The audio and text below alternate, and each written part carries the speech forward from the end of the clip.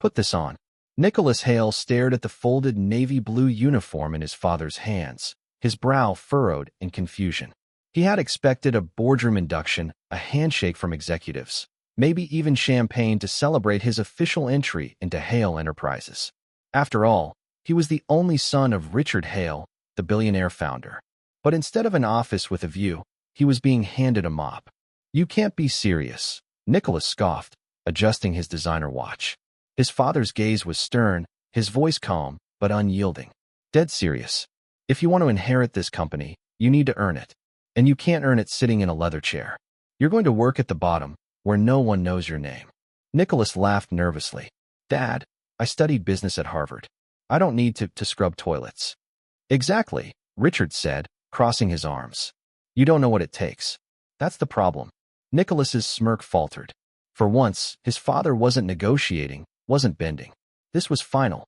The weight of disappointment in Richard's eyes told Nicholas he had no choice.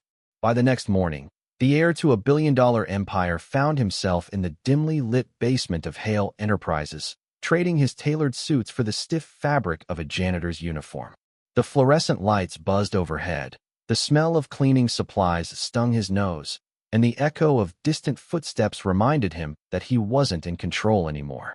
The supervisor, a middle-aged man with a clipboard, barely looked at him. "You're the new guy? Good. We need more hands. Floors, trash, bathrooms, you'll rotate. Don't expect special treatment."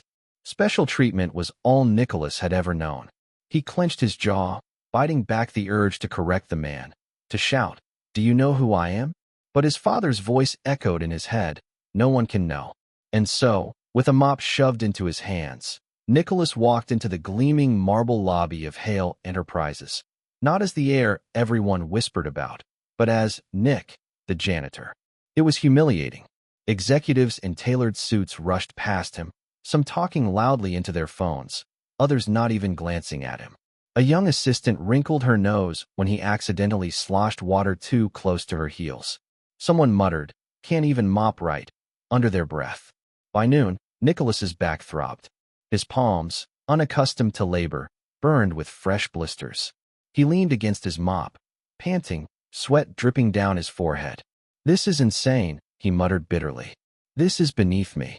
That's when he heard a voice, low, steady, and firm. "Son, nothing honest is beneath you." Nicholas turned to see him, a tall black man with graying hair, strong hands, and eyes that seemed to pierce right through him. He wore the same navy blue uniform, but he carried himself with a quiet dignity that Nicholas couldn't explain. The man introduced himself simply. "Clarence, been here a long time." He held out his hand. Nicholas hesitated, then shook it. That handshake felt different. Strong. Grounded. And though he didn't know it yet, Clarence wasn't just another janitor. He was about to become the most important teacher Nicholas Hale had ever had. Clarence didn't waste time on small talk. He handed Nicholas a broom with the same seriousness one might hand over a sword. "Start with the lobby," he said, his tone calm, measured. Nicholas looked down at the broom, then back up at Clarence. The man didn't flinch under his doubtful stare. Instead, Clarence turned and began sweeping, his movements steady and precise, as if every stroke mattered. Nicholas sighed and started clumsily pushing the broom across the polished marble floor. It squeaked awkwardly against the surface. Dust scattered instead of gathering. He bent down, tried again, but somehow managed to make it worse. "Not like that," Clarence finally said, his voice still patient. "You're fighting it. Let the broom do the work." He took the broom from Nicholas, gave a few smooth sweeps, and suddenly the floor looked spotless. Then he handed it back. "Your turn." Nicholas tried again, but the handle wobbled in his soft, inexperienced hands. He stumbled, knocked over a trash bin, and groaned as papers scattered across the floor. A group of young associates walked by in their crisp suits. One snickered. Another muttered, "New janitor's a disaster." Nicholas's cheeks burned. Never in his life had he been laughed at for failing at something so ordinary. Clarence didn't laugh. He didn't scold. He simply bent down, picked up the papers, and said quietly, "Nobody starts perfect. Keep going." The rest of the morning was grueling. Nicholas scrubbed bathroom sinks until his arms ached. He dragged heavy trash bags down to the basement, nearly tripping over his polished shoes. shoes he had foolishly worn with the janitor uniform because he couldn't bear to give them up. He spilled dirty mop water near the elevators, and a woman in heels clicked her tongue at him before stepping around the puddle. By lunchtime, Nicholas dropped onto a bench in the break room, drenched in sweat. His back felt like it was on fire. He muttered under his breath, "This is ridiculous. I don't belong here." Clarence sat across from him, unwrapping a simple sandwich from foil. His movements were slow, unhurried, as though nothing about this work troubled him. He glanced at Nicholas and spoke in a voice that carried the weight of decades. "Son, you think this job is beneath you. But let me tell you something. Nothing honest is beneath anyone. If you can't respect the work, you can't respect the people who do it." Nicholas froze. He had expected pity, maybe even mockery. Instead, Clarence had spoken words that cut through his arrogance like a knife. He stared at Clarence, studying the man's weathered hands, his tired yet determined eyes. This wasn't just a janitor. This was someone who had lived, endured, and learned lessons that no Ivy League classroom could teach. For the first time in his privileged life, Nicholas Hale, the heir who thought he knew everything, felt like a student. And Clarence? He had just become the teacher. By the second week, Nicholas's blistered hands had hardened, and his back had begun to adjust to the constant strain. But what surprised him most wasn't the work itself. It was what he started to notice about the people around him. At first, all he had seen were polished shoes walking past him, executives ignoring him as though he were invisible. But now, with Clarence guiding him, he started to see the little details, the ones he had never paid attention to before. He noticed how the janitors arrived before anyone else, sweeping the lobby and emptying bins before the office lights flicked on. He noticed how they lingered long after others left, scrubbing bathrooms and vacuuming conference rooms no one cared about. And he noticed how easily people dismissed them. A spilled coffee in the hallway was never an accident. It was the janitor's job to clean it. A trash can left overflowing wasn't anyone's concern. It was someone else's problem. Nicholas began to feel a gnawing guilt. He had walked these very halls before as the boss's son, never once considering who polished the floors beneath his feet or who emptied the trash from his father's office. One evening, as the sun dipped behind the skyline, Nicholas found himself sitting in the break room again. Clarence was there, pouring coffee into a paper cup. His uniform looked worn but clean, his shoes scuffed but sturdy. "Clarence," Nicholas asked hesitantly, "why do you do this? After 30 years, why stay?" Clarence smiled faintly, leaning back in his chair. "You think this is just a job, don't you? To me, it's more. This work put food on my table. It kept a roof over my kids' heads. It sent 2 of them to college. Every mop stroke, every trash bag, every floor I polished, it all meant something. That's why I do it." Nicholas frowned. "But don't you want more?" Clarence's smile deepened, his eyes narrowing kindly. "More? Son, more isn't about money or titles. More is about what you leave behind. I've left behind a family that knows the value of hard work, honesty, and respect. That's worth more than any corner office." Nicholas swallowed hard. The words settled into him like stones dropping into water, rippling through his pride. All his life, he had measured success in wealth, power, and status. But Clarence's definition was different: raw, human, unshakable. The next day, Nicholas carried those words with him. When he picked up the mop, it didn't feel like punishment anymore. He found himself wiping the tables with care, sweeping with patience, even greeting other janitors he had barely noticed before. He saw the quiet dignity in their work, the pride Clarence had talked about. And slowly, the arrogance that had once clung to Nicholas like armor began to crack. For the first time, he wasn't just pretending to be one of them. He was becoming one of them. Clarence had taught him something no classroom, no lecture, no billion-dollar inheritance ever could: humility. The third week brought the real test. On a Friday afternoon, the sky outside the glass tower darkened with storm clouds. The wind howled through the city streets, and rain battered against the windows. Inside Hale Enterprises, the end-of-week rush had already begun. Executives packed up their laptops, assistants hurried to catch trains, and the building hummed with the nervous energy of people desperate to get home before the storm worsened. Nicholas was in the lobby with Clarence when the thunder cracked so loud it rattled the glass doors. Then it happened. The main entrance gave way. Water gushed through the gap, flooding across the polished marble floor in seconds. Employees screamed, lifting their briefcases and bags. Someone shouted, "Maintenance, do something," before darting out into the rain. Nicholas froze. The water spread quickly, soaking his shoes. Panic surged in his chest. This wasn't in any training he had done with Clarence. He looked around, expecting managers, supervisors, someone in charge to step forward. But one by one, people vanished into the storm, leaving only a few scattered staff behind. And then he saw him. Clarence, steady as ever, didn't flinch. He grabbed a mop and started pushing the water toward the drains, his movements firm and focused. There was no shouting, no complaining, no hesitation, just action.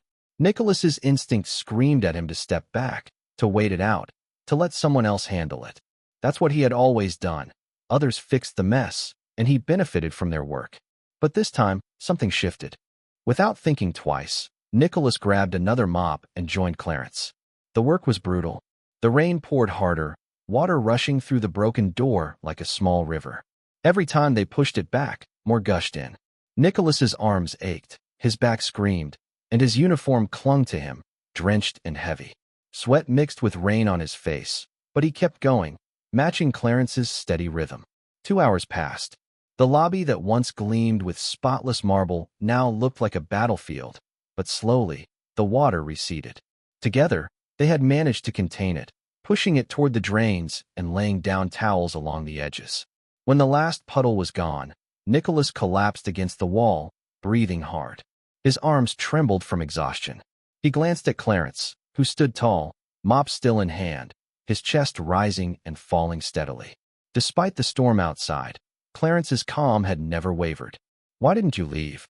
Nicholas asked between breaths. Clarence looked at him, water dripping from his graying hair, and said simply, "Because real leaders don't run when things get hard. They stand. They work. They endure." The words struck Nicholas like lightning.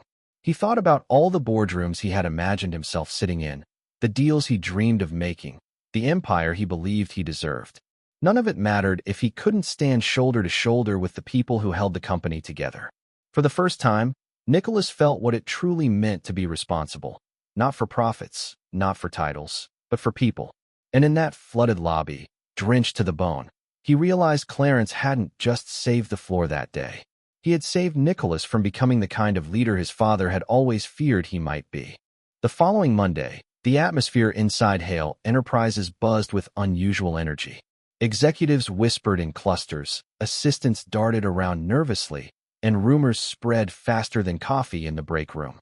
Richard Hale, the legendary CEO, had called for an all-hands meeting in the Grand Conference Hall. Such a gathering was rare, and when it happened, it usually meant something monumental. Nicholas sat in the back, still wearing his janitor's uniform. His hands were calloused now, his posture less proud but somehow stronger.